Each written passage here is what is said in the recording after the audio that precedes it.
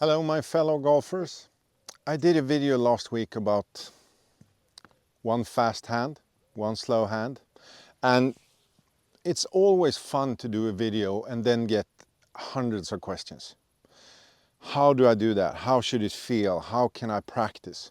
So today it's all about understanding and feel and practice about one fast and one slow. I'm also going to do this right-handed and left-handed. I'm going to mirror the video so you right-handed guys or girls can see it in your angles. If we can understand why we do things, practice becomes more fun, and if we know the purpose, it's more motivating. So we're going to start with a drill just to understand power. And then we're going to hit some golf shots, and then we're going to do some other drills. So it's going to be 5 things that you can do, most of them actually at home, to get one fast and one slow for the future.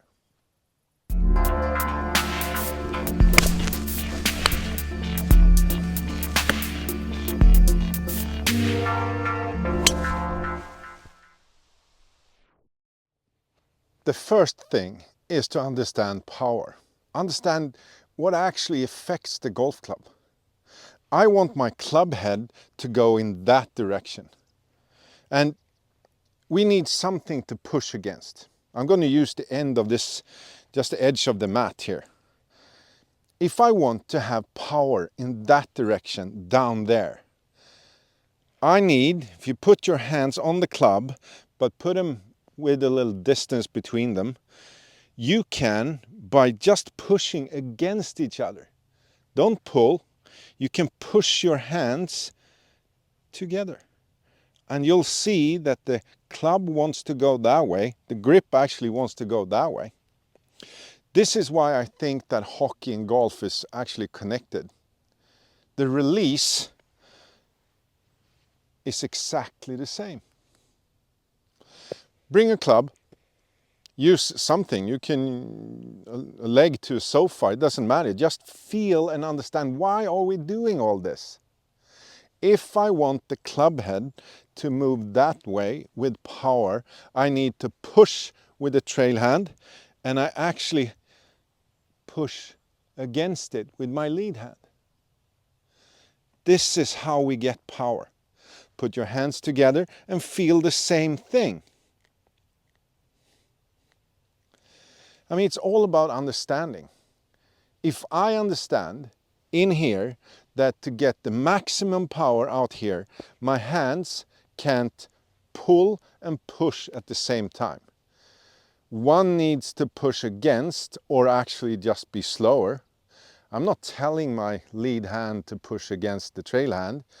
I'm just telling them to do this motion while I turn to the target. But I would never understand the feeling of it if I didn't do this. This is why I understood very early that pulling with the lead hand is not the best thing. First thing, understand power. It's not pulling and pushing. It's one slow, almost holding, and the other one pushing. That's how we do it. Now when we know in actually extreme slow motion, standing still, how it should feel, we can use it when we hit golf balls. But we're not going to do it with a long club from the beginning. If you ever practice chip shots and pitch shots, you already know how they should feel, and you might even not know it. I was told when I started playing golf that when you're close to the green, you should do almost like a putting motion. No hands, stiff arms, everything, and just use your body. That's a chip shot. Using that, there is no release. That was okay, but I'm not really good at that shot because I like using my hands. One like this, and the other one I really like. That's the one I like, using my hands. So again, if we do this, we can also hit golf balls longer, maybe hit 8-iron like this. You will feel that hitting it far with just your body is really hard. But as soon as you bring your hands in the game, it's gonna happen some very nice things. Okay, chip shot again. No release. And release.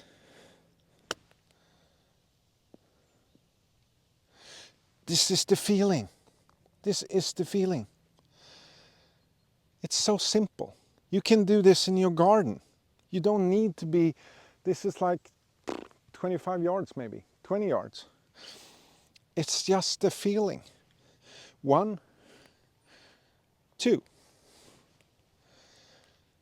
1 with no fast and slow hand, and 1 with a fast hand and a slow hand. That's the difference. Same speed on my hands, it will be a chip shot.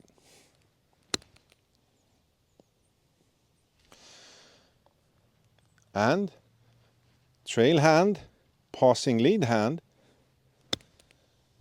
it will be a pitch shot. This is the one I like. In the short game, we can use both. But just by understanding that we're actually releasing one and not releasing the other can help the long game. Probably one of the most common questions I get about the release is, how do I get the lead hand to stop pulling? We need to teach this. I have a few videos on teaching the lead hand to scoop. I use that a lot. Scoop is this motion. The club moves out and up. Pulling is this motion. The club goes in and down. The difference is in the wrist. And practicing just hitting with one hand is really hard. Don't do it too often. It's very small muscles that get tired very fast. But you can stand at home, just get the feel for the club going that way, out and up, instead of pulling. I'm a right-handed golfer playing left-handed. So I have my smart hand as a lead hand, and my less intelligent hand is just pushing. So I really gave my hands different jobs. I think that helps. So hitting golf balls with one hand, I just wanted to feel that my club is not going to my other side. This hand, the lead hand, wants to go to the lead side because it's more powerful there. But it needs to work on the trail side. Hitting golf balls like this is a pitching wedge. I'm really hitting it soft. I want the club to go out and up. If we pull the club forward, it's going to be, yeah, it actually became a little slice, but I'm doing it so slow that I can actually feel the difference. Again, out and up, scoop. That motion instead of this motion. When you throw anything like a frisbee, you're throwing it in the direction of your thumb.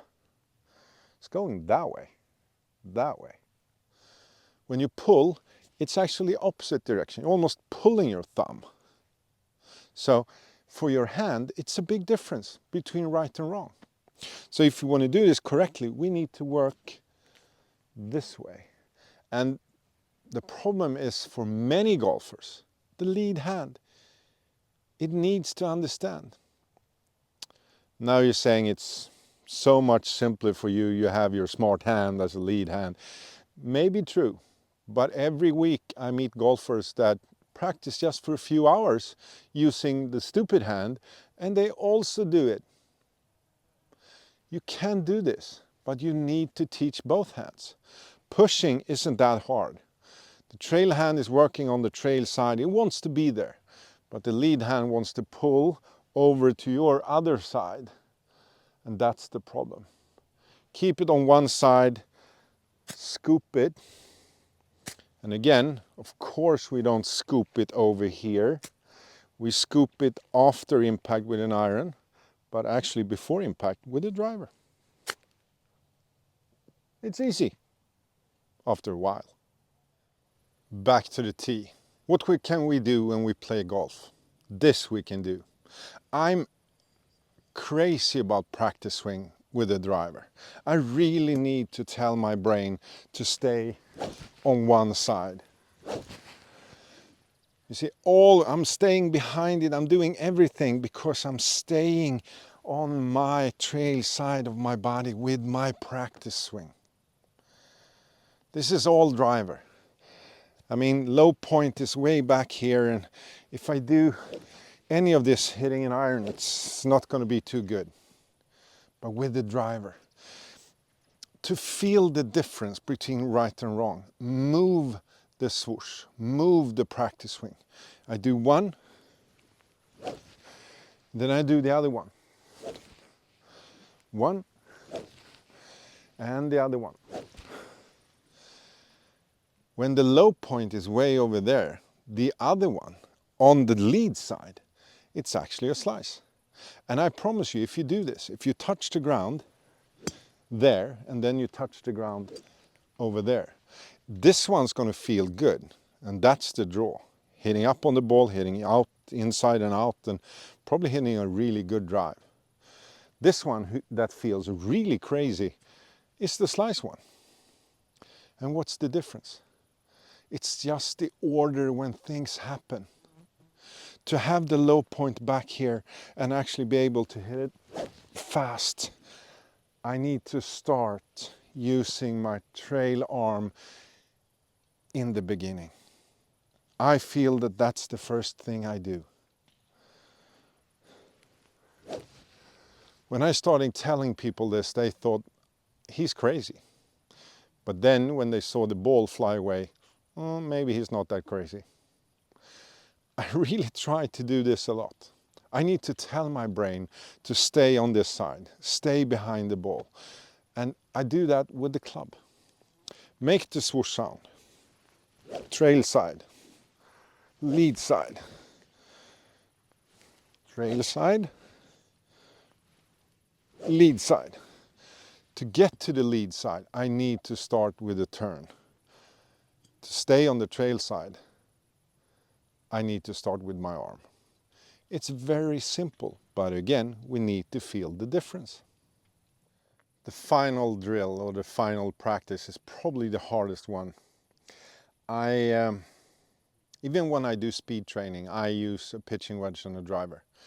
I always think about being able to adapt from short club to long club. I mean, there's a huge difference between these two. So if you understand the release, you understand how power is created, and you can actually move the release from trail side to lead side. You can do a lot of things. Go and practice with one short club and one long club. I don't want you to hit 100 balls with a pitching wedge. Put a limit to it, maybe 5 or 10 golf shots, and then change to a long club. And for me, I mean, I hit one down here and one on a very high tee, so I really need to adapt. I need to start the correct program. Hitting this, pitching wedge,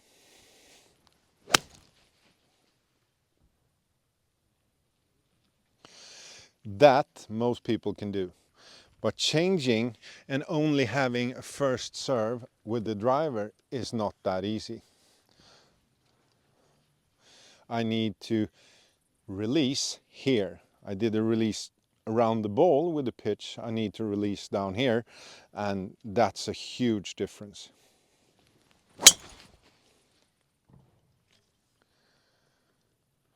But it actually works.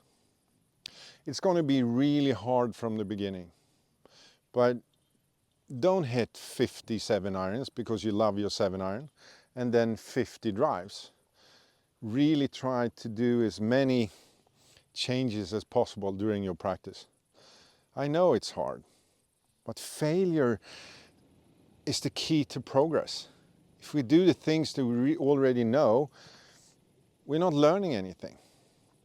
Bring a short one and a long one next time, and be really, really good in adapting between the clubs.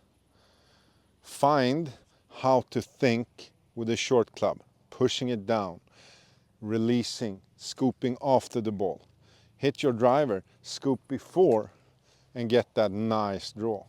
It is a big difference, but that's probably the key. I don't get many comments that they have problems slicing a pitching wedge, but they have problems slicing the driver. But if the brain understands that these two clubs are very different, we're going to do it differently. So that's a big key. Thank you for watching. This was a long video, and I think it can help you. Start step by step in doing it, and I can promise you, you're going to get better. Good luck.